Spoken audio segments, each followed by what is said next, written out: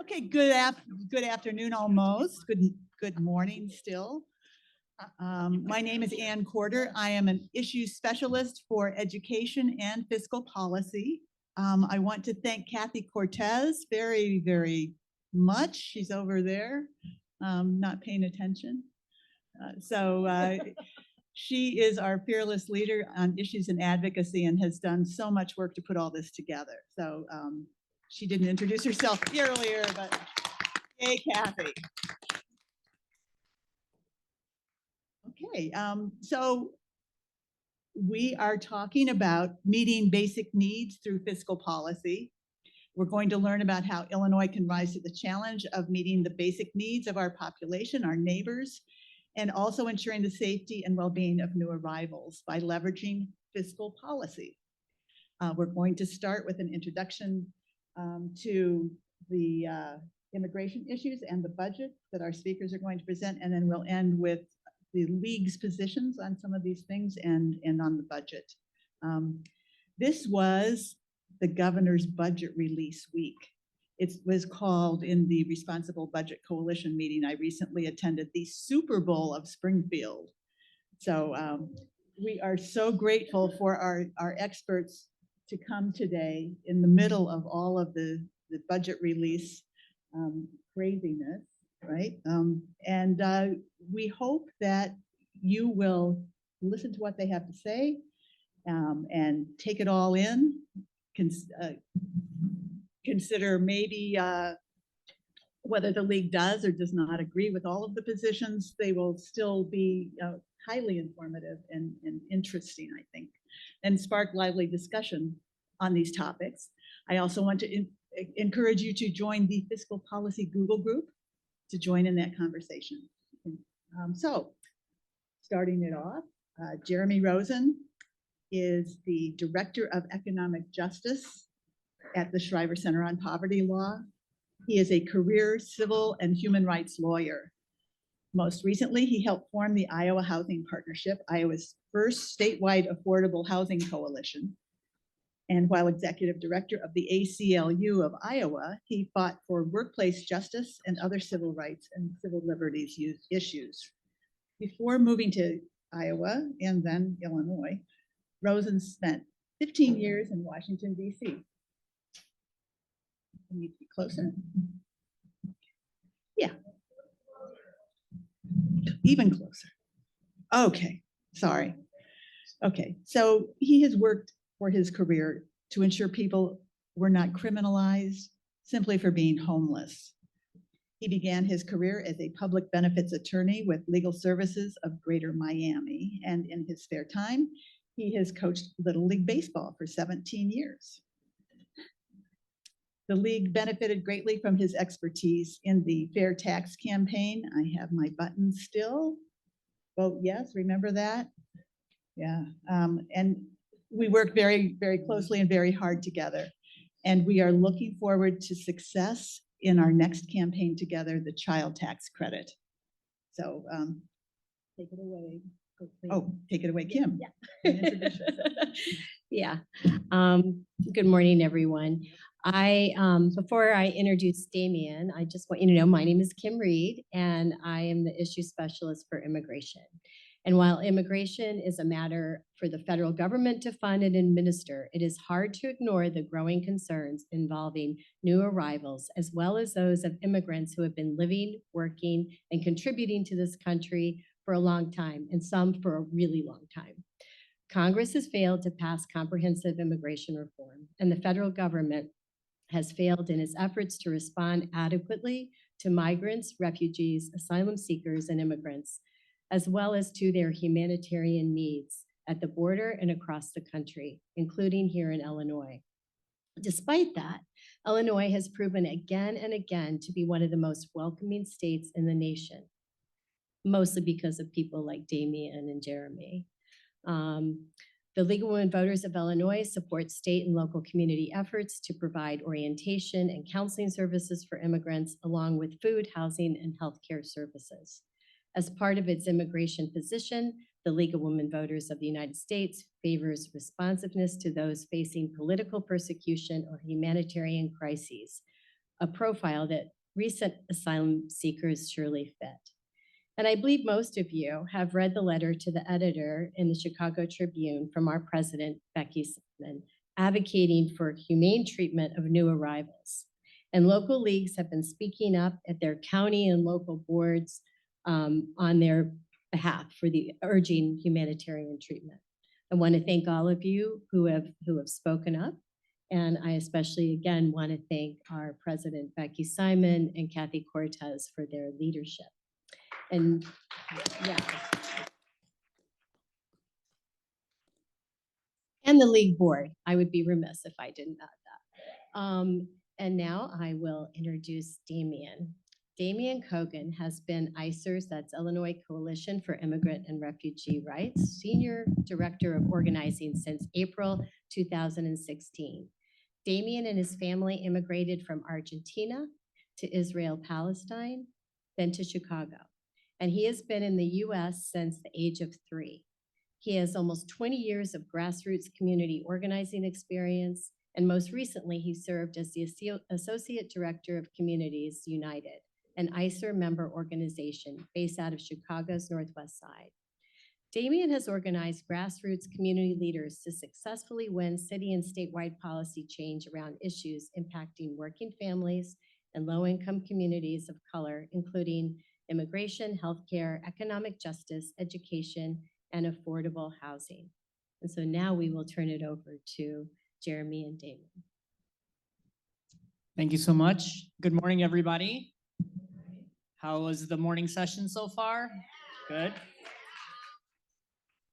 Excellent, and thank you so much to the league for having both of us. I'm gonna kick us off, and then I'll pass it to my colleague and friend Jeremy in a minute. It would be very nice if the budget week had the same amount of money that the Super Bowl actually has running around, but it pales into comparison. When I was thinking that in my head, I was like, I don't know how this is gonna land, but you're all very polite crowd. So Jeremy, I think we're gonna be good. All right. Well, as Kim said, my name is Demian Kogan. I am with the Illinois Coalition for Immigrant and Refugee Rights. And together, Jeremy and I are seeking to do a couple of things with our presentation today. We want to offer a little bit of context on the challenges, historic challenges that the state has faced with budgets and various administrations, to put a little bit of context as to the moment we're in right now with the current administration and today. We also want to provide an overview of the spending that new arrivals and other immigrant priorities are included in the budget. We're not going to shy away from the fact that it's expensive. It's a lot of money. And also we hear on the news every single day about the issues with new arrivals. It's labeled as a crisis, right? And it's very easy to understand why it's labeled as a crisis. So we're going to look into that sort of crisis framework and really dig into whether it is a crisis or not, and why or why not it may be or may not be, because that is important context to then thinking about all of these hundreds of millions of dollars that are going to those programs in the context of everything else that is very much needed. Jeremy's going to walk us through a bit of the actual budget itself, highlights, lowlights, and everything in between. And then we're going to have time to take a little bit of collective action together, if you so choose, before opening it up for a discussion after our presentation. And please feel free to, if there's something that's being stated that seems a little bit unclear, we're not offended. Feel free to raise your hand in the middle of the presentation. Can you explain what this means, or can you explain what that means? Or it's totally okay. This is an informal setting. All right, so with that, I'm going to turn it over to Jeremy to kick us off to discuss how we got to where we are in our budget. Thanks. Well, good morning, everyone. Again, thanks for having us. Appreciate the invitation and very glad to be here. I'm disappointed that Damian stole my Super Bowl joke, but now I'll have to come up with another one for later on in the session. So I'm going to go through this first slide at least fairly quickly, because there are a lot of bad memories here, and who wants to dwell on bad memories for too long?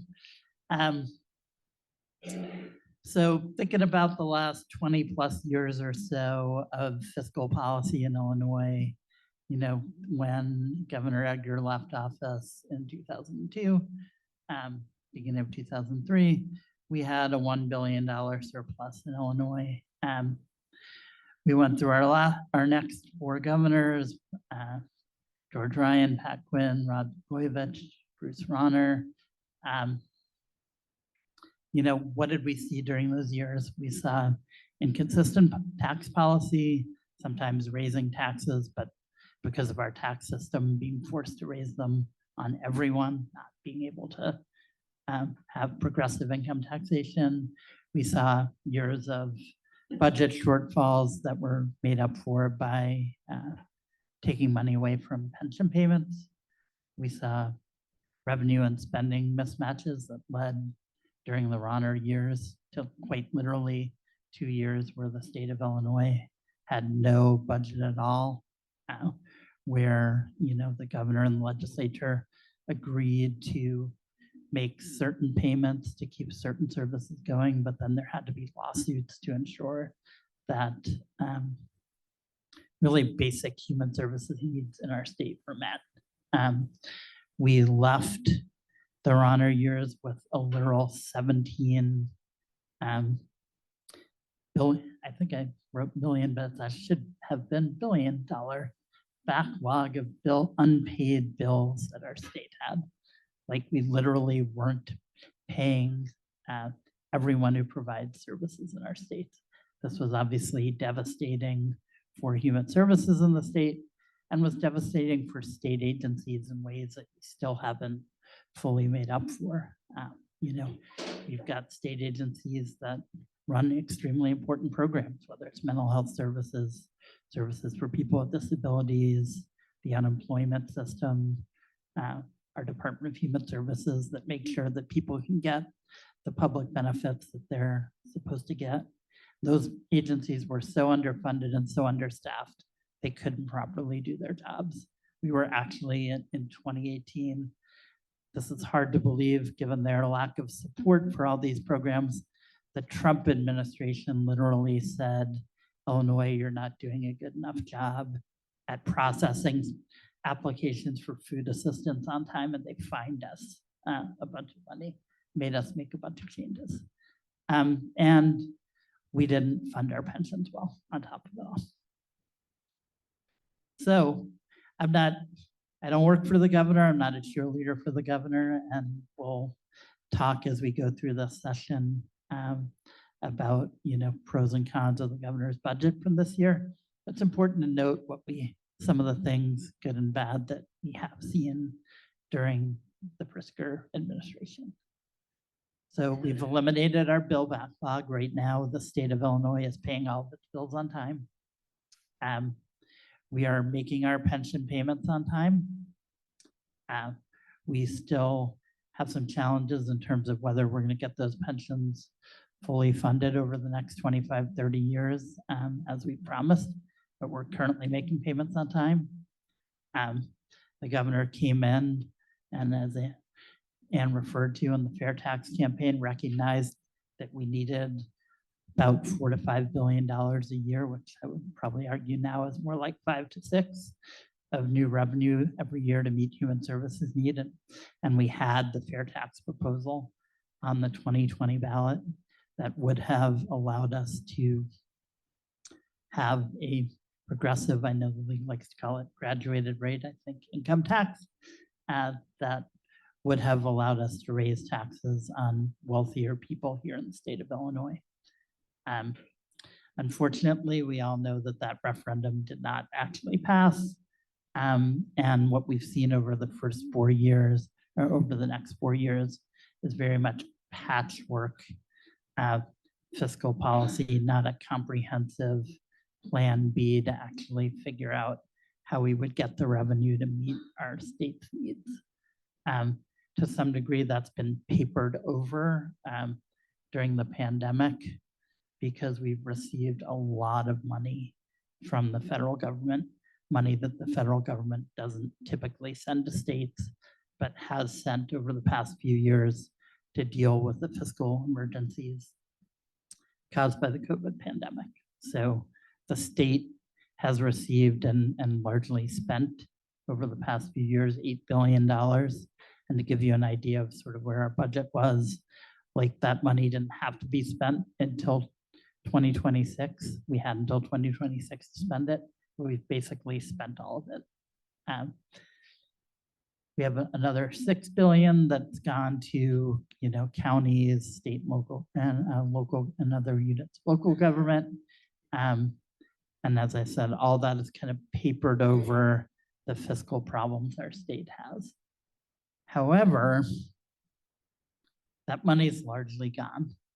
You may have seen recently the city of Chicago has some unspent funds, and we're going to make sure that those get spent. But by and large, COVID money is gone. We don't have the fair tax. We're looking for that plan B, and the implications now are, we're on our own. The federal government isn't going to save us. Nobody's going to save us except for ourselves. We have to meet the moment and figure out how we can raise that $4 to $5 billion a year that we hope to get through the fair tax. But so quickly, and I'm going to go through this in just a hot second, because if there's any audience that knows this stuff, it is an audience of members of the League of Women Voters. The governor released his budget this week. We've got until the end of May, when everybody really comes together in Springfield, negotiates and passes the final budget. ICER, the Shriver Center, and lots of other organizations, some of which we'll talk about later. Our job is to fight as hard as we can, along with the league and others, for the priorities that we have. And then our second job, which I'm really, really happy that we're returning to after a few years of a little bit less focus on this, is to really lay the groundwork for long-term fiscal reforms that make sure we can meet the needs of all the people of Illinois. Sort of one thing to go year by year and figure out how to plug budget holes and get a little bit of extra funding into one program in 1 year, and maybe a little bit more in another program the next year. But that's just not comprehensive, right? That's kind of, the sort of whack-a-mole approach of fixing a problem as you see it. We really have a big problem. It's developed over a long time, and it's going to take more than 1 year to find the solution. So that's our goal, is to get the best budget we can this year, but also really think about reforms that will get us good budgets for years to come. And now I'm going to turn over to Demian to start the conversation about new arrivals. Thank you, Jeremy. A quick tech request. I think if the mouse is moved just slightly up, all of the Canva stuff will go away. Maybe not. Oh, okay. Yep, there we go. Thank you. All right. Do we go forward? Yeah. Okay, so let's take a little bit of a step back and talk about the new arrival analysis. Again, a lot of this information is probably not new. There's a lot of words on the screen. One of the adages in a lot of our collective work is, if you're explaining, you're losing. It's unfortunately true. This is also a complicated issue that requires explanation, right? So I would say that as an immigrant rights movement as a whole, we have not done a good job of framing the narrative in an easy and simple way. And the complexity has been used to the advantage of the opposition in a very strategic and intentional way, which is why there's a crisis framework to all of this. So please bear with me here. There's multiple steps on this analysis, but knowing the crowd today, I'm sure many of this analysis will be familiar or resonate with many people. So since August 31st, the city of Chicago had welcomed over 35, now it's close to 36,000 new arrivals from the southern border. A vast majority, though not all of them, a vast majority of these new arrivals come from Venezuela, but there is a multitude of other countries, not only in Central and South America, but all across the world that are arriving to the southern border. One key point that is a little bit counterintuitive, but absolutely true, is that the situation at the border could have been easily managed, not like sort of better than now, but easily managed, but for long-term policy choices that has made the issue, in fact, a crisis that is untenable. But it's not because there is no other options or opportunities, but it's because of systems that have been put in place with intentionality that has created the situation that we have right now.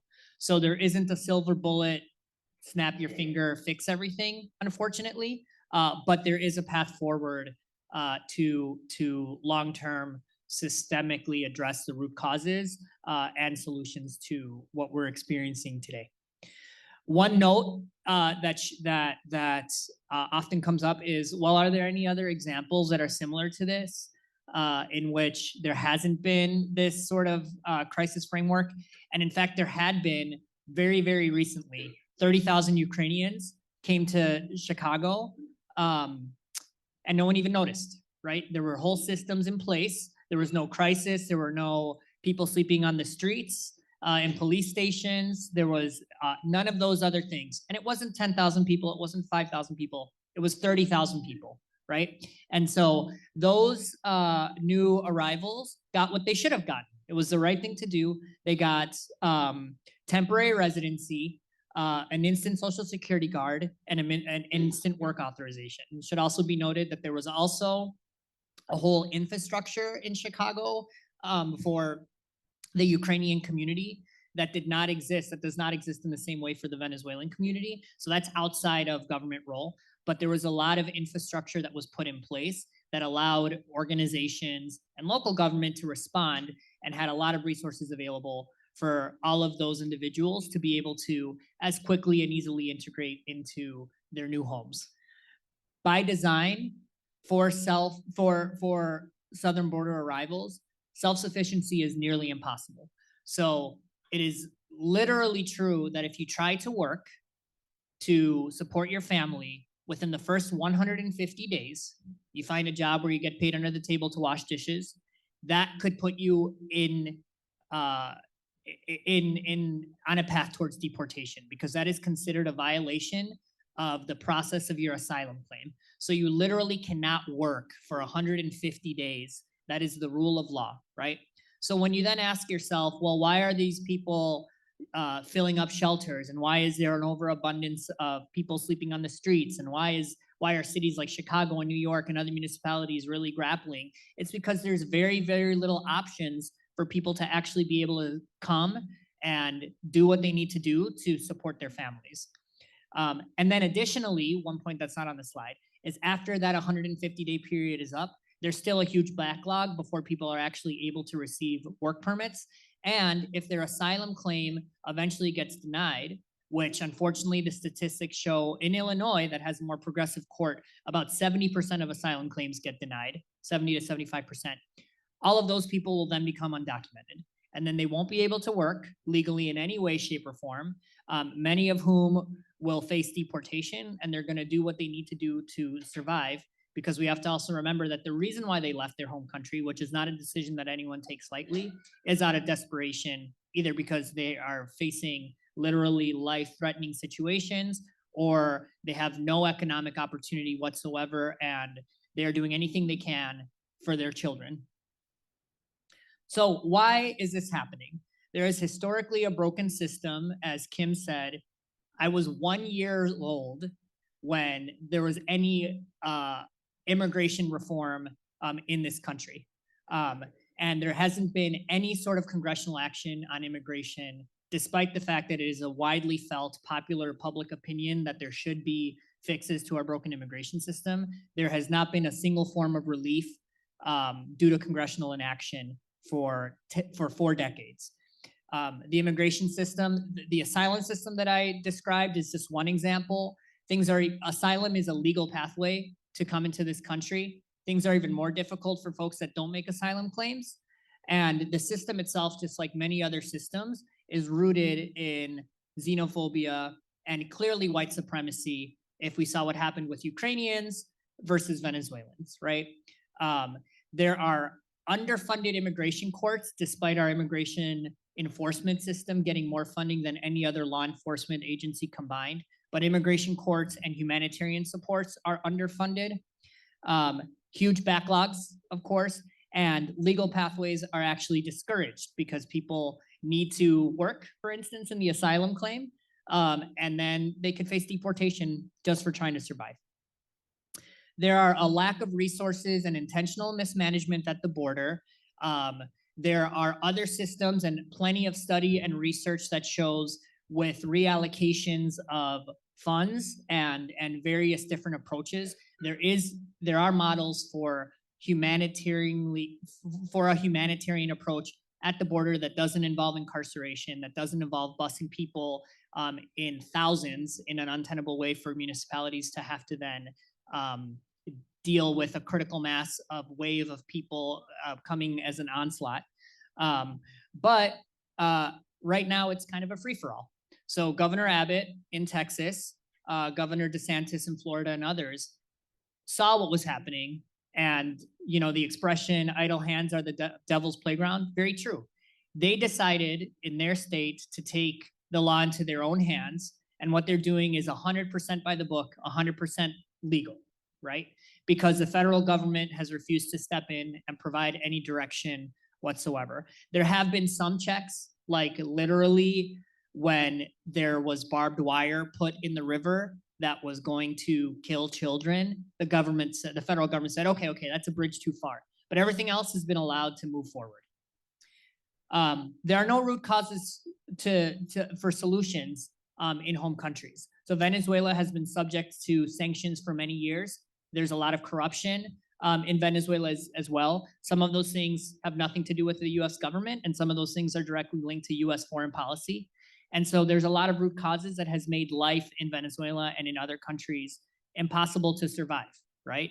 I have 2 children. I would do whatever it takes to ensure that I can provide the best life possible for them. And so like any other parent, I would make difficult choices if I would have to, right? Lastly, people come for, as mentioned before, safety, and they follow the resources. The United States is literally the richest and best resourced country in the history of the planet, right? So of course, it doesn't appear that way because of reasons that we'll talk about later, but it's true, that is factually true. And so of course, people come to where the resources are gonna be. And then lastly, political gamesmanship.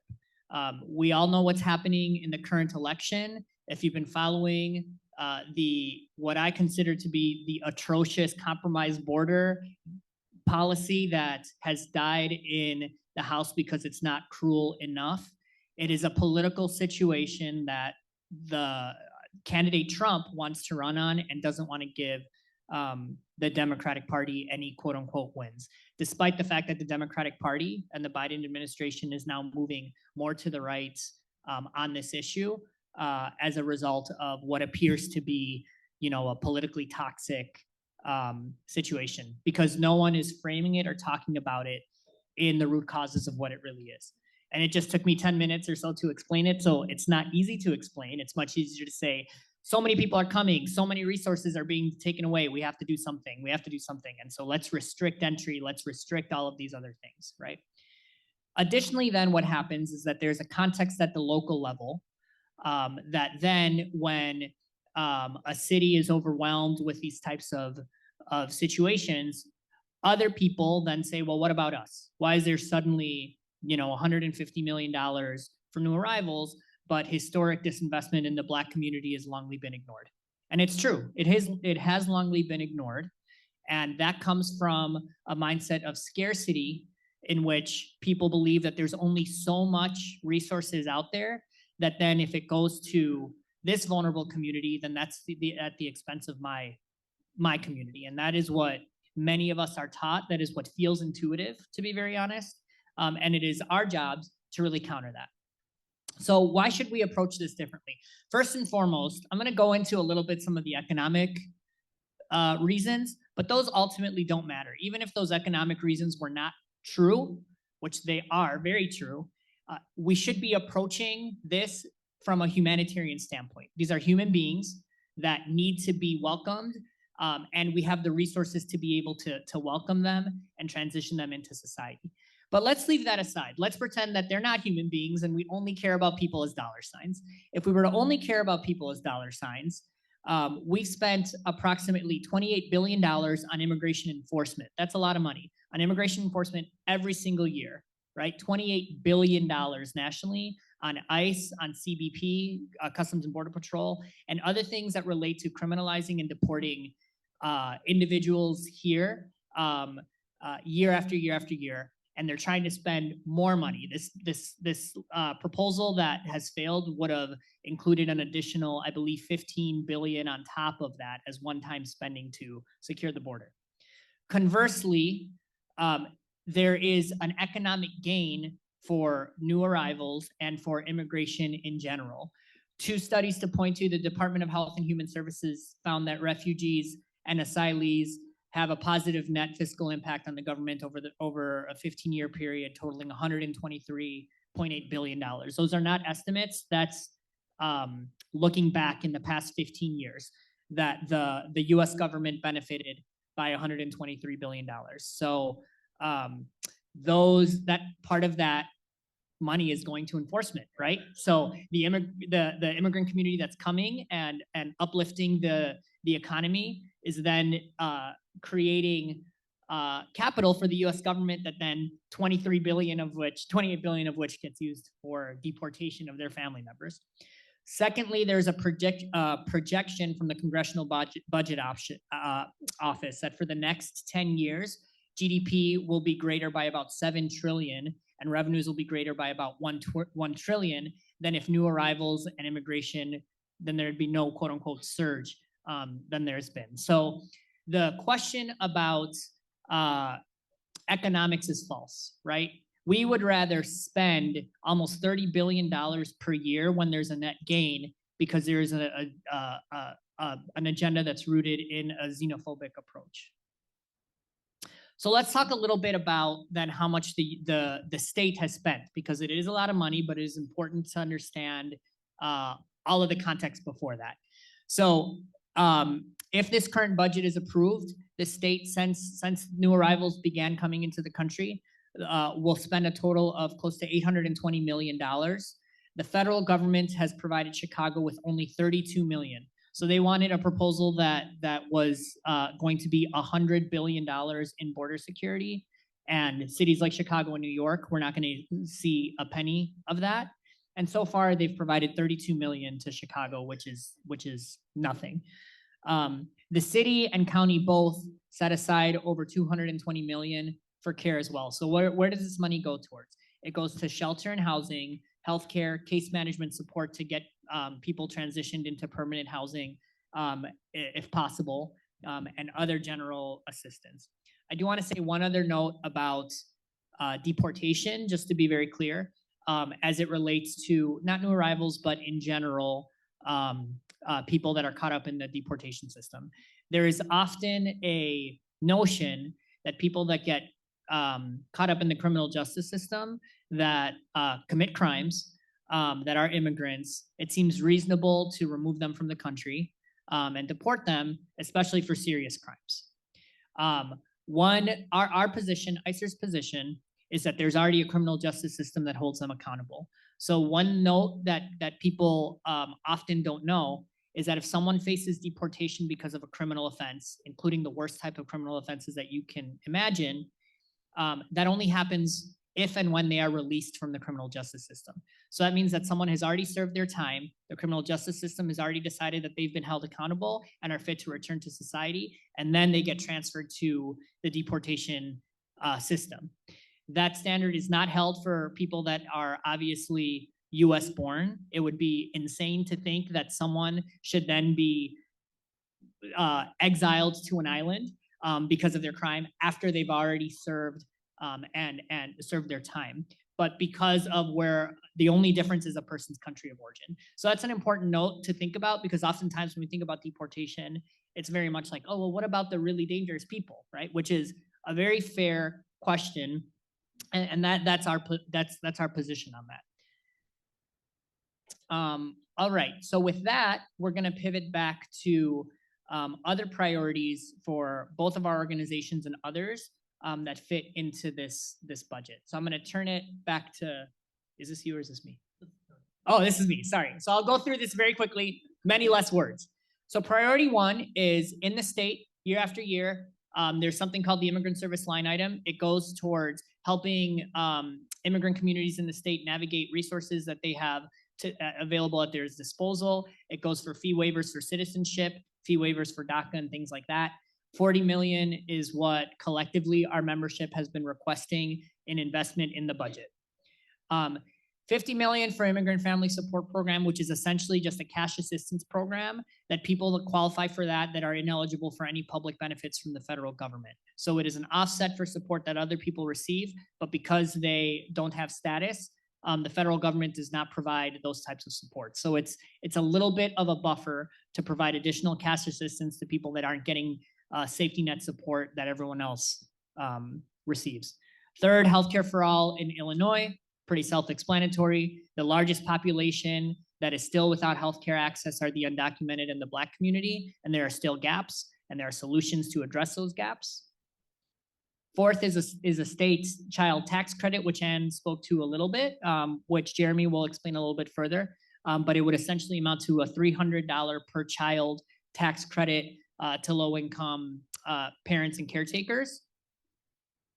And then lastly, work beyond employment authorization. There are ways that people can legally seek employment if they're not able to work through the traditional means, through self-incorporation, LLCs, things like that. And oftentimes navigation support to understand that is really important and critical because it feels nebulous and difficult to navigate when it really isn't, but people just need that first step of navigation towards that. And lastly, further protection for immigrants from deportation, specifically around the criminal justice system in Illinois, when there are certain crimes that if someone is committed, there are deportation implications within that when they then, if they get caught up in the future, they cross a red light and something comes up, things like that. So that's a lot of money total. We don't shy away from the fact that it's a lot of money. And so there's a question of how do we pay for this?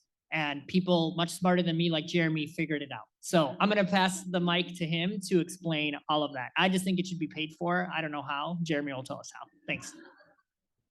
Sorry, this is the math portion of the program for people who don't like math. I apologize. Obviously, we talked a little bit earlier, a long-term solution, we have to figure out how to go back to a graduated progressive income tax system in Illinois. In the short term, we can't do that. So to meet our needs, we got to figure out how to raise revenue from wealthier people and from corporations outside of the income tax to meet our immediate needs. So we're going to talk a little bit about Governor Pritzker's budget released this week. And Demian mentioned some important items that are priorities for ICER and immigrant rights organizations and others across the state. Join ICER in sharing those priorities. I'll talk a little bit coming up about how well those particular priorities were met. And because our topic today is to argue in front of you about how we can support all people here in Illinois, I'm going to talk also about a whole set of other programs that are not in particular restricted or focused directly on immigrants. And then we're going to point out how we can raise the revenue to pay for all of those programs together. So to the point of the programs Demian talked about, the immigrant services line item is funded at the same level as last year. There was a request for a smaller increase above that amount. The next program is, part of the welcoming centers, the immigrant family services program. However, they've also,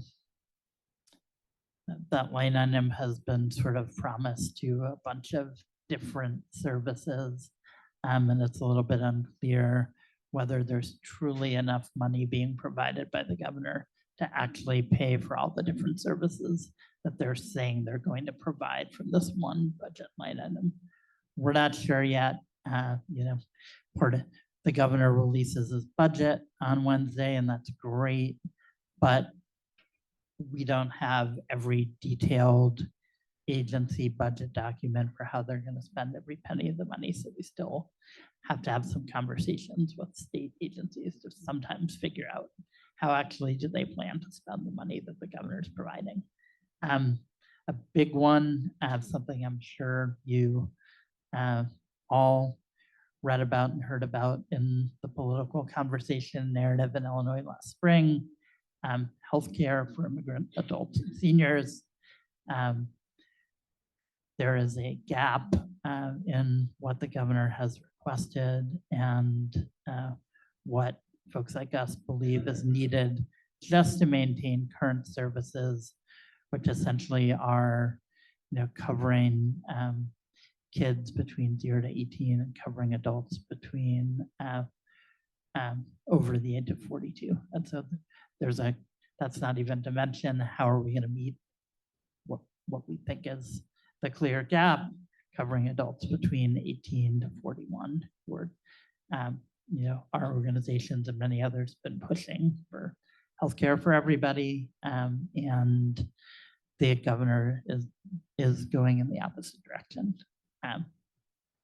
Indeed, not only are we not covering folks who are 18 to 41 for the populations we are covering, particularly adults 42 and above, they've put some measures in place to essentially make it harder to enroll, to recertify people, which always means that some people are going to get decertified as they fall through the bureaucratic cracks. And we think enrollment's going to drop. They added copays to the program. They stopped enrollment in the program. So even for age groups who are covered, there are people in need who can't get coverage right now. Big problems here. And we'll talk about some of the solutions. So child tax credit, the governor made a very small proposal. Our coalition that works on the child tax credit believes we need a $300 million program to provide a $300 tax credit for every child, including families, children and parents from families who are undocumented. The governor put in his budget proposal a teeny tiny tax credit for children from 0 to 3. He set it up in a way which isn't exactly the way that we would have set it up. Despite the fact that there's only a really small program in the budget, though, we are pointing out that for many, many years we've worked on this policy. It's never appeared before in the governor's budget. So we're actually pretty pleased that it's there. It's a sign the governor is taking a bit of ownership and saying that at the end of the legislative process this year, he wants Illinois to have a child tax credit for low and moderate income families. But he hasn't funded it yet. And so we've got work to do to make sure that gets funded. And so these are some of the things that are missing. According, there's some funding amounts attached. They're sort of according to some of our partners who work in these areas. So almost $300 million missing in child tax credit funding. School funding every year. Our friends at the Chicago Teachers Union say we're missing about $425 million there. ICER and others point out that we're missing $50 million for cash assistance. Immigrant health care, we're missing at least $125 million, 75 million for reentry. Our friends at SEIU who make sure that folks who are seniors are taken care of at home.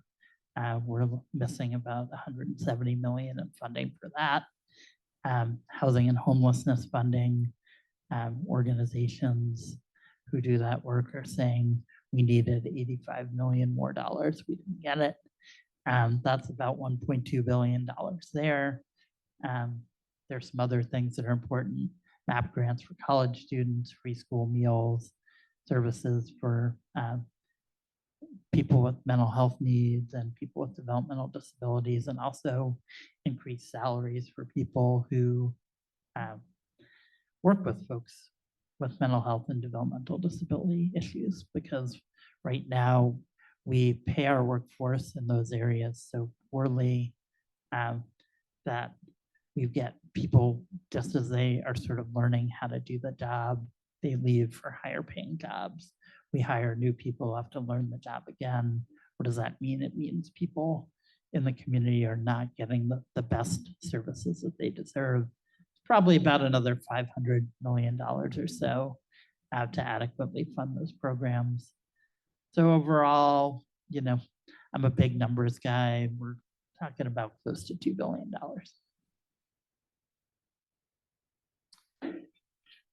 Some good things the governor included in his budget in terms of raising revenue.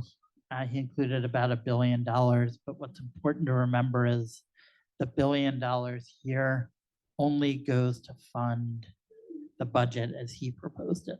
So even if we get this entire $1 billion, we'll still be short that $2 billion that I just talked about. This is just to pay for the programs that the governor put in his budget. And half of it really is just, we closed a corporate tax loophole 3 years ago that basically lets businesses deduct a lot of money off of their taxes when they lose money. We want to keep that closed, and the governor proposed keeping that closed, and that's about half the money, $525 million. Gambling is apparently going strong in Illinois. I don't know how the casinos are doing, but all the online gambling and that stuff, the folks who run those companies are doing very well. Governor proposed raising taxes there on those owners. That gets us about $200 million. There's this ridiculous thing. So like 75 years ago, you know, when businesses had to report to the state every week or two how much they were making, you needed somebody to go in the back room and figure out what your receipts were every day if you ran a small business, and you had to sit there with a pencil and paper and get that done. And so this businesses said to the state of Illinois, hey, this is really unfair. We got to spend a lot of time doing this. And the state said, we don't care, you need to do it, but we give you a tax break for the time that it takes all your employees to do that. Well, we've got these things called computers now. And as it turns out, what retailers do now is they press a button on their computer, it figures out how much they're supposed to pay the state, and they deposit those revenues in the state's bank account. It takes them 30 seconds, not 3 hours, but we're somehow still giving $100 million a year to businesses to make up for the time that they spend reporting their income to the state. This is like a tax loophole that people have been trying to get rid of for like 20 years, proposed in the budget. Hopefully we do that. And then a little bit of sleight of hand. You know, we have a road fund that, not surprisingly by the name, goes generally is used for road construction. You know, we usually fund other things like mass transit from general state revenues. The governor has decided that in this upcoming year, he would like to take $175 million out of the road construction fund and use it for mass transit, which frees up $175 million from our state general revenue funds. So again, we still need the $2 billion. This just gets us to what the governor actually said he wanted to spend. So how could we get it? Well, we'll start off with the estate tax. Our estate tax in Illinois basically has a an exclusion of $4 million, which means that if an estate is worth up to $4 million, pays 0 estate tax. If we went back to where we were 20 years ago with exclusion of $1 million, we'd raise about 300 million a year. A wealth tax, I got a lot of questions about this in Springfield this week. I think people, have some trouble sometimes sort of distinguishing between income and wealth or assets, right? So many of us work, we make income through a W-2, maybe we get income through the sale of stocks or dividends or interest we collect. That's all income. But there are lots of people, wealthy people, especially extremely wealthy people, who have over $1 billion in assets. And so the idea would be that some of these assets we can value, and as those assets appreciate over time, we can actually tax that and raise money for the state. That would raise about $500 million a year. We often look to other states for tax ideas, and folks in Illinois have looked to the state of Maryland that has imposed a tax on digital ads. Sure, you see these all the time. If you're on Amazon, you're on Facebook, Google, other social media sites, they're digital ads, and those digital ads are there for a reason. They work, they make money for the companies that put those ads there. If we tax those, we could raise about $650 million a year. And I am fairly certain we wouldn't be putting Amazon out of business by doing that.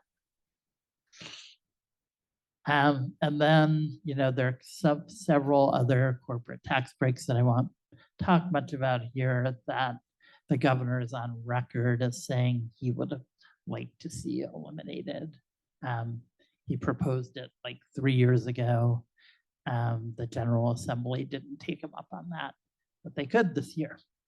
And if they did, that'd be another 200 million. That gets us to about $1.65 million new revenue. There are certainly other taxes that I could talk about that would get us even more money, but we thought we'd focus on these particularly because these are things that we're talking to members of the General Assembly about in Springfield this year. And I do want to remind people, right, there are other spending pressures on the state, and some of them are good. Like there are yet other funding needs that aren't met that I haven't mentioned, but some of them not so good in my mind. We've got some billionaires out there who own the Chicago Bears. We've got some billionaires out there who own the Chicago White Sox. I might be the biggest sports fan in this room. I love sports. I go to sporting events all the time. I don't want to pay billionaires to build new sports stadiums. And I certainly don't want to do it when we're just talking about how the lowest income people in our state, whether new arrivals or people who've been here for their entire lives, aren't having the programs and services that they need funded. I sure don't want to say, you know what, let's instead build a new sports stadium for the Bears or the White Sox. So I feel like that's an important reminder. The state hasn't committed any money to that yet, but I was in Springfield this week and I saw about 32 news cameras and I waited around to see what they were doing. And they were following the owner of the White Sox, who was in the House Speaker's office talking to him about why he should get $1 billion of our money. And I raise this especially because none of this stuff is in the governor's budget, but the way things work in Springfield with the budget, when it comes together at the end of May, is sometimes things just appear in there at the last second. So we might go until the middle of May and everybody, including Speaker Chris Welch, the governor, and Senate President Don Harmon might say, yeah, no, no, we're not going to pay for the Bears or the White Sox. But then at like 11 o'clock at night when they vote on the budget, they might suddenly say, hey, there's a new version of the budget. And lo and behold, $1 billion are in there because they think people aren't watching. So I call upon all of you, I'm going to be doing this to watch, to talk about this, to continue saying to your friends and neighbors all throughout the year, don't pay for the Bears and White Sox, because it will not appear in the budget at the last minute if our legislative leaders believe and understand that the vast majority of people in our state don't want this to happen, and they're going to take political heat if they make it happen. But if they think people aren't watching, that may just zip right in there at the last minute and take a ton of money away from the programs we need. So we talked about, short-term needs and long-term budget needs, and this is a list of organizations that obviously includes the two of ours, but it also includes a lot of other folks who have come together to really think about these short and long-term fiscal needs and are arguing for the budget and tax proposals that we've talked about here. And I want to sort of come to a close by saying we have some opportunities. Like, we're thinking about short-term needs, and we have some political power that may allow us to meet some of those needs. But we're also coming together again, and the league has been great on this for years and years, to also remember that we have to think about the long term. We can't just be operating year to year in how we think about our state's budget and tax policy, or we won't get the results we want. We are committed. Some people just say, hey, we want a lot of your money. That's what the Bears and White Sox are doing. They're not saying, you know what, tax rich people to pay for our stadium. We're committed to revenue solutions that don't impact the low and moderate income people and do impact the wealthiest people in our state who can afford to actually pay. And then if you looked at that list of organizations, by and large, those are organizations that are really grassroots organizations with a lot of members. And so we've got people power. And that matters in Springfield, and it matters when we talk to legislators in their districts, because we don't just show up, I don't just show up as sort of a lobbyist and say, well, please don't do this. I can show up with 10 constituents from one of the organizations as part of this coalition and say, look, let me introduce these constituents, and they're going to talk to you about why funding these programs is important. And we also have challenges. The governor's revenue proposals have strong opponents. One thing I didn't mention is the governor has argued for eliminating the grocery tax. That may intuitively seem like a good thing. We all think the cost of groceries is going up, right? I feel like every time I'm a creature of habit, I buy the same stuff at the grocery store most of the time. And I've noticed, like, over the past 4 years or so, right? Like, my bill used to be like, $80, $90, and then it went to like 90, 100, and now it's like 100, 110. I'm like buying the same stuff. And in fact, sometimes like the packaging is even getting smaller. I used to get like, 20 cookies, and now I only get 15. That just doesn't feel right. I'm not getting as much ice cream. That's just, so like, feels intuitively right to eliminate the grocery tax, but it's also like, it's being eliminated for wealthy people as well as low-income people. So will that help low-income people a little bit? Sure, but it's not targeted. It also helps wealthy people, and I don't know that we need to do that, especially because revenue from the grocery tax goes to local governments. And when they lose revenue, they have two choices.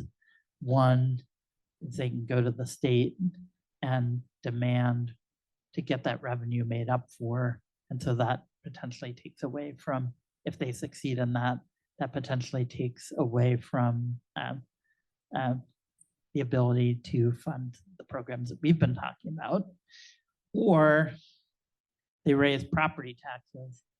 Now, which one of those things do you think those local governments want to do? Turns out people get pretty grumpy when their local elected officials raise property taxes. So I think it's a safe bet that when I go down to Springfield and see lobbyists who wear suits that are like 10 times more expensive than mine, some of them are going to be from the Illinois Municipal League, and they're going to be saying, don't make us raise property taxes, make up the money we got from the grocery tax by giving us some state general revenue money. So if we do that, that's money that's going to take away from the programs we care about. And then, the last thing is that even though we're doing much better, right? We talked way back at the beginning about how our fiscal situation has improved in Illinois. We still have challenges, and our politicians are still not geared towards a long-term approach. They're thinking about this year. They're thinking about election primaries in March and the general election in November. They're not thinking 4 or 5 years down the road. Maybe they'll be in office, maybe they won't be. They're thinking about this year only. And that's really harmful when you try to go down and talk to them about long-term solutions that would benefit all the people of the state of Illinois, because they're like, no, just tell me what we could do this year. They don't want to fix structural, difficult, challenging problems that would make a difference 5, 10, 20, 30 years down the road, get us the money we need. They're not going to be in office at that time. And so they're like, we'll let the politicians who are in office at that point worry about that. And fighting that mentality is something we have to do. So I'll now turn it back to Demian. The math portion, I think, is over, and he's going to talk to you a little bit about some ways to take action. Thanks, thanks, Jeremy, and I'll be very brief. But I do want to say, when Jeremy was talking about the importance of watching the budget to make sure that the Bears don't get money, I was trying to formulate a joke about how no one is watching the Bears anyway, so they should watch that. Not fully formulated. If you have any ideas, please talk to me afterwards, and I can figure that out for the next presentation. So this is a very quick and easy tool that you could do right now to help on this. I want to state that the League of Women Voters has not officially endorsed any of the things that Shriver or ICER are calling for. So this would be on your own accord. If you'd like to very quickly send an email, it takes 30 seconds, an email to your state rep and state senator, asking them to support new revenue and support these other budget priorities, you can do so by clicking that QR code over there. And the process is super simple. And then it'll also connect you to other updates that happen with the budget and other times to take actions and things like that through ICIRR. So with that, we'll just keep that slide open for folks to use if they'd like to. And with that, want to thank you, and I'll turn it back to Anne and Kim. Thanks all. Thank you.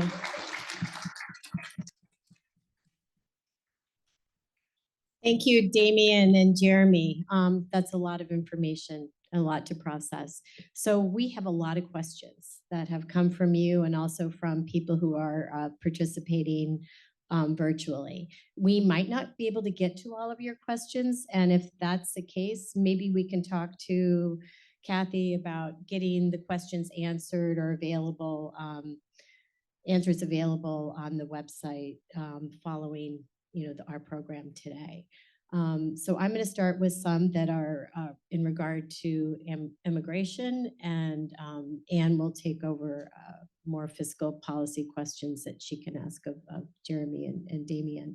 So one of the things I'm going to start with, and this is for you, Demian, there is still a lot of confusion in regard to how people come legally. Like, people will say, my, ancestors came legally. to the United States. And so if you could explain the difference, and then also specifically address, which you touched upon, the difference between when Ukrainian refugees came and the current situation for the Venezuelans. Sure, I'll do my best. So when anyone says that, I did it the right way, it's important to put in the context on what year, right? In 1985, there was an amnesty that President Reagan advanced that allowed everyone to get legalized that was here without authorization. My family came in 1986. And they came through a process that would be considered against the law now. So my family was formally or officially sort of undocumented for the first 6 to 8 months because we had a falsified visa that my mother used through employment that she didn't have. And then she was able to get it hired. And then the employer on the visa switched. That would be impossible to do today. We did it the right way, right? So a lot of the context needs to be related to the policies at that time. And again, it's been 40 years since there's been any reforms. So the same restrictions that have applied for 40 years apply today. If you could point to any other policy that hasn't changed in 4 decades, from Reagan era mid 80s, I'd love to hear about that. So the reality is that time and time again, the only reforms, quote unquote, that have been put have been greater restrictions. So there was a large set of restrictions that criminalized immigration by the Clinton administration in 1996. In addition to that, President Obama had more deportations than President Trump.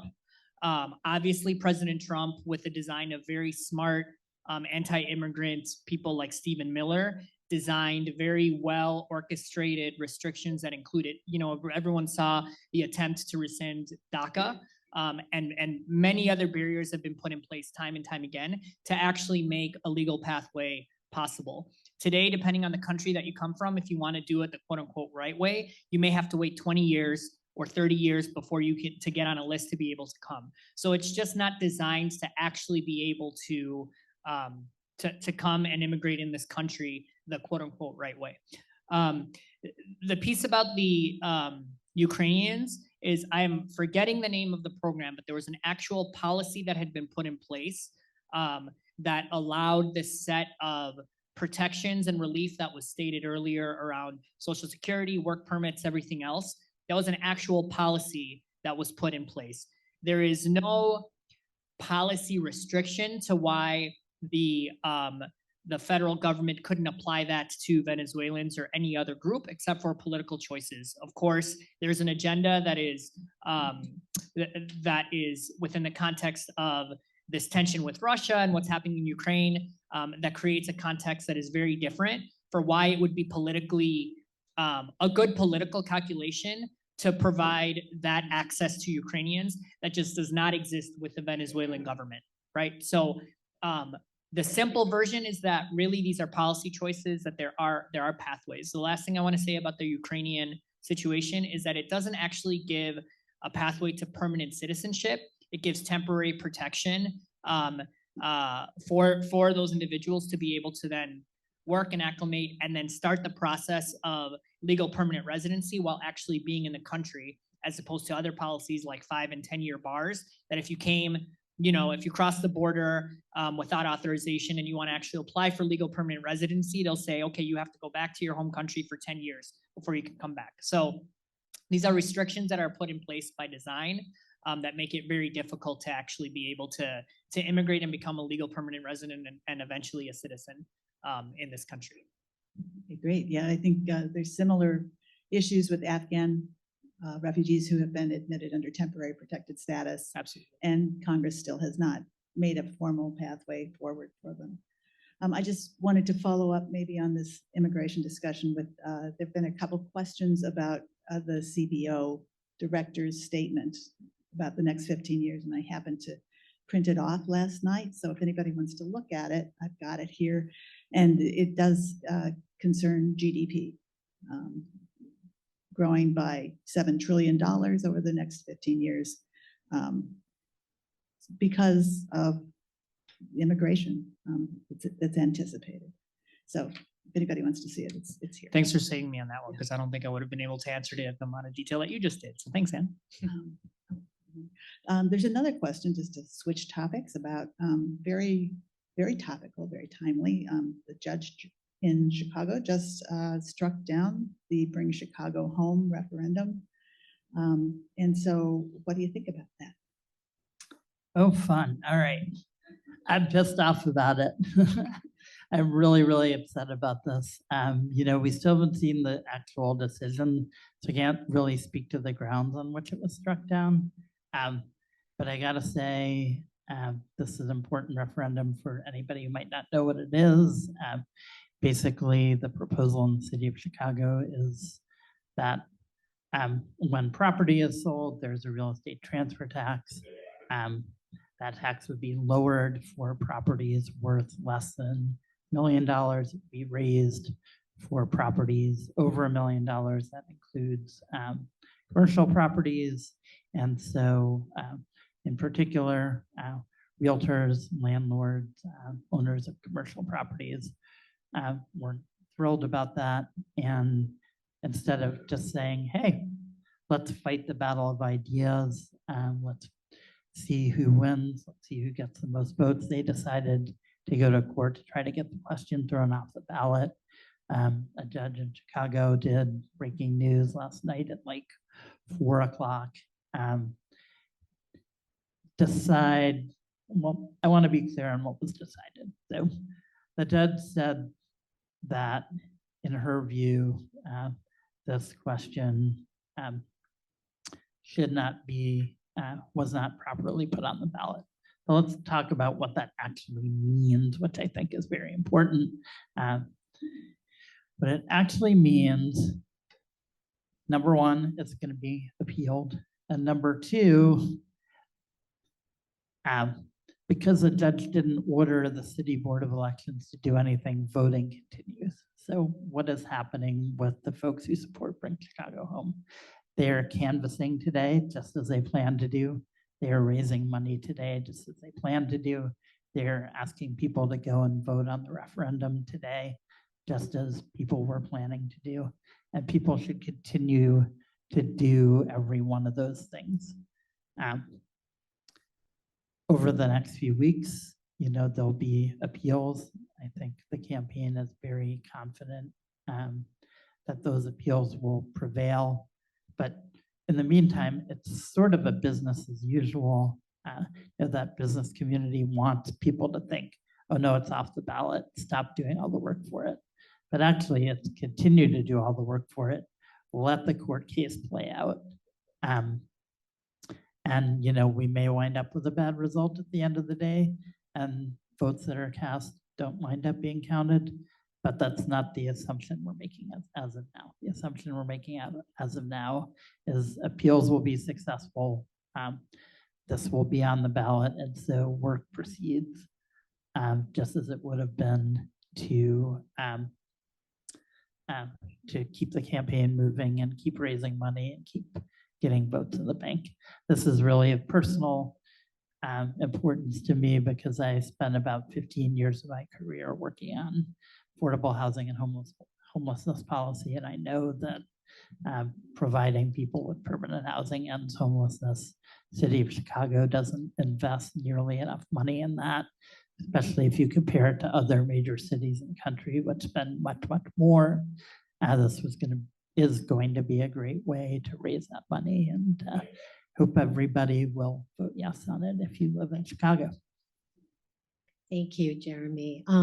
We have one more question that we're going to ask now before going on to our presentation. And this is back to Demian. People often hear either from state representatives or others that immigrants are being given, undocumented immigrants are being given Cadillac healthcare plans. And that how do we address that? And also the person asking the question wants to know, how can we move healthcare conversation towards universal healthcare? Great question. I will be honest, I have yet to hear. I would love to. I'd love to understand the Cadillac Health Plan argument, because I have never heard that before, to be honest. So whoever wrote that question, if you could talk to me afterwards, because if that's a narrative that's being permeated, it would be good to know. So a little bit about the healthcare plan that some undocumented Illinois residents have access to. So it is a state-funded plan. There is one version from people that are 42 years up to 64 years old, and then there's another parallel program for people that are 65 and older. Healthcare for immigrants, senior health HB, what's B? Benefits. Thank you. Health benefits for immigrant seniors and health benefits for immigrant adults. This has been a program that has been funded in the state. If I'm not mistaken, it began about 4 years ago, and it's been growing and expanding year after year, except for the last year. So it started with the health benefits for immigrant seniors program for people 65 and older, and then it expanded back to the secondary program. Started with folks that were 55 and older, then expanded to 42 and older, and then the governor put a stop on new enrollees last year because of a funding cap.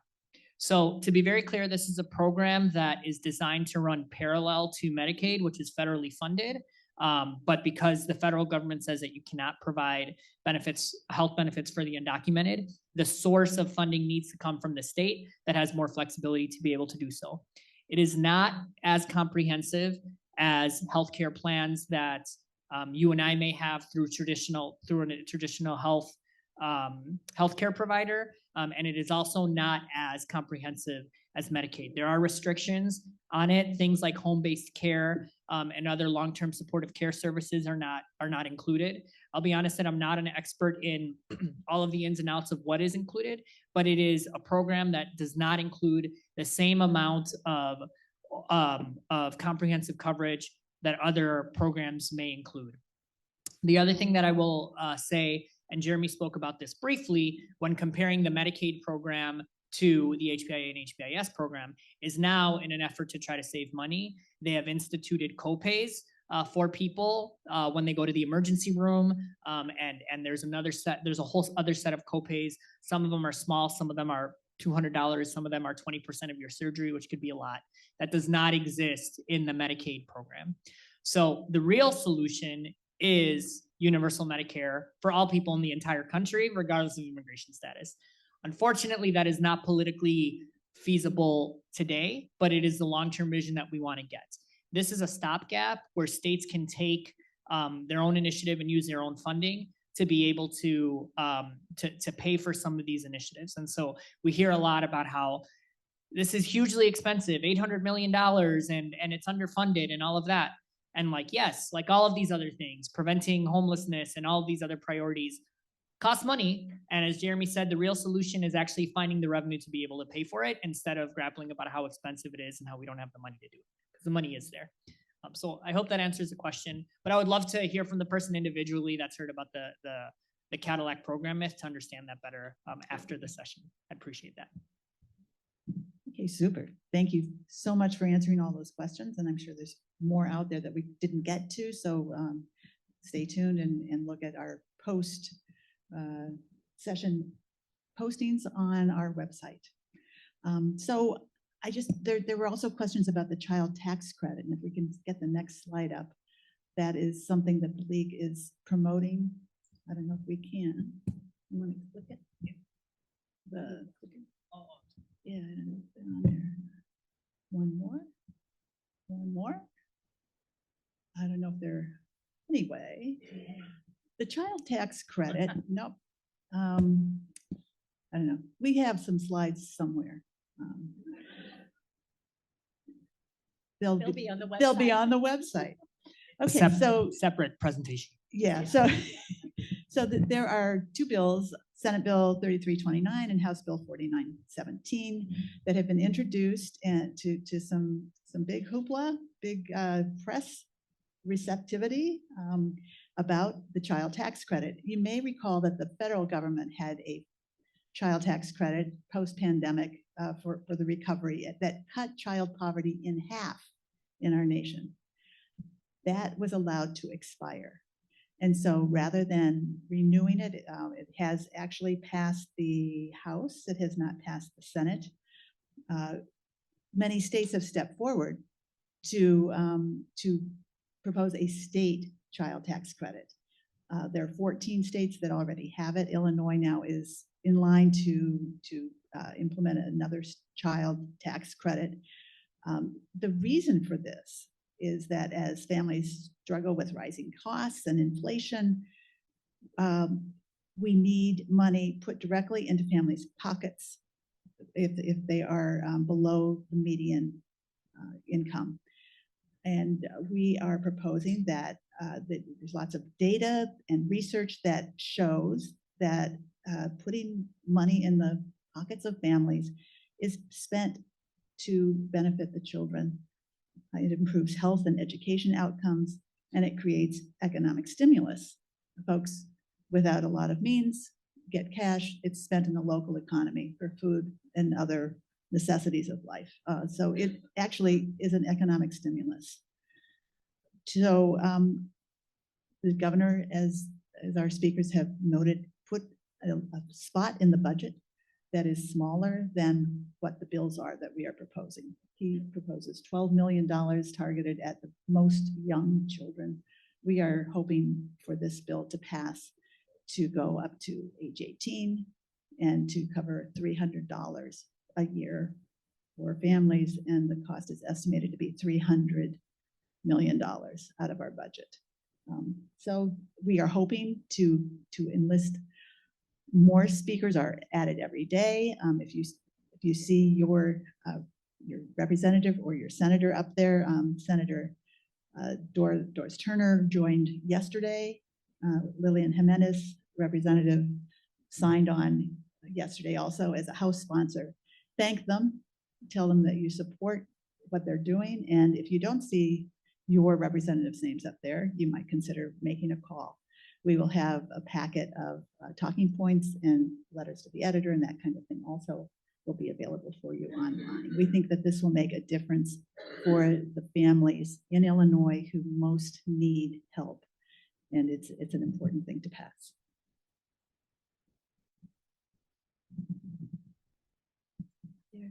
And then the same is true for a bill that was introduced. It is a guaranteed income pilot program that was also in the slides that Demian and Jeremy talked about and showed. And so this is Senate Bill 3462.